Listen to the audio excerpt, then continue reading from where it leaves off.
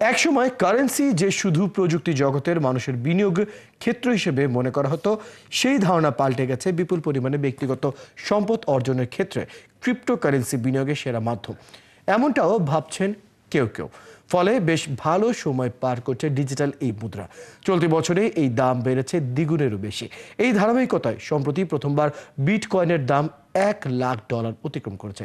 বিশেষজ্ঞরা বলছেন 2025 সালের শেষ নাগাদ বিটকয়েন $2,00,000 মাইল ফলকও স্পর্শ করতে পারে।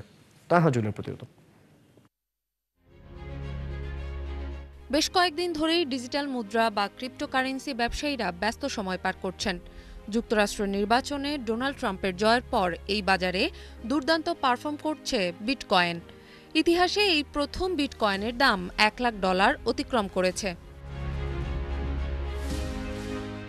এবারের নির্বাচনের অঙ্গীকারে ট্রাম্প যুক্তরাষ্ট্রকে বিশ্বের ক্রিপ্টোকারেন্সির রাজধানী হিসেবে গড়ে তোলার কথা বলেছেন।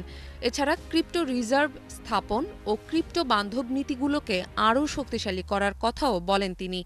যদিও 2021 সালে ডোনাল্ড ট্রাম্প বিটকয়েনকে এক ধরনের জালিয়াতি মনে করতেন।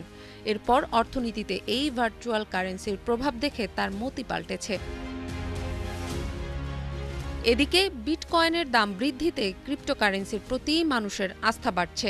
বলা হচ্ছে ওয়াল স্ট্রিটের নিয়ন্ত্রক হিসেবে ক্রিপ্টোকারেন্সি বান্ধব যুক্তরাষ্ট্রের সিকিউরিটিজ অ্যান্ড এক্সচেঞ্জ কমিশনের সাবেক কমিশনার পল অ্যাটকিন্সের নাম ঘোষণার পর থেকেই এর বাজারে বেশ উত্থান দেখা যাচ্ছে। বিটকয়েনের মূল্য বৃদ্ধি পাওয়ায় সামগ্রিকভাবে ক্রিপ্টোকারেন্সির বাজার মূলধন বেড়েছে।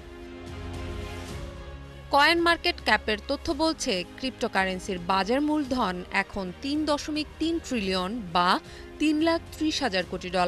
বাজারের বর্তমান অবস্থা পর্যবেক্ষণ করে অনেক বিশ্লেষক বলেছেন ভবিষ্যতে বিটকয়েনের মূল্য আরও বাড়তে পারে। তাদের পূর্বাভাস মতে 2025 সালের শেষ নাগাদ বিটকয়েন $2,00,000 মাইল ফলকও স্পর্শ করতে পারে। এদিকে যুক্তরাজ্যের এক জরিপের তথ্য বলছে এখন বিভিন্ন শ্রেণী পেশার মানুষ বিনিয়োগের মাধ্যম হিসেবে ক্রিপ্টোকারেন্সিকে বেছে নিচ্ছেন। ফলে একসময় কারেন্সি যে শুধু প্রযুক্তি জগতের মানুষের বিনিয়োগ ক্ষেত্র হিসেবে মনে করা হতো, সেই ধরাবাঁধা চিত্রটা অনেকটাই পাল্টে গেছে। বিপুল পরিমাণে ব্যক্তিগত সম্পদ অর্জনের ক্ষেত্রে ক্রিপ্টোকারেন্সি বিনিয়োগের সেরা মাধ্যম, এমনটাও ভাবছেন কেউ কেউ। তানহা জুলিয়া, 71